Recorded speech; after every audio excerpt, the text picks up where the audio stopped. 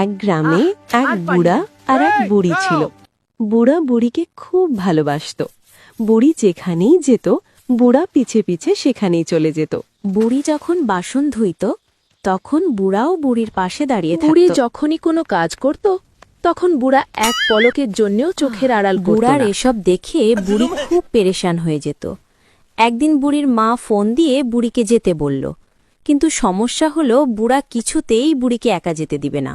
চিন্তা করতে করতে বুড়ি একটা বুদ্ধি বের করল। বুড়াকে বলল, চলো আমরা লুকোচুরি খেলি। বুড়া তো খুব খুব মজা হবে। খুশি। বুড়া লুকাতে চলে গেল। এই ফাঁকে বুড়ি তার কাপড়ের বাক্স নিয়ে দৌড়ে চলে গেল।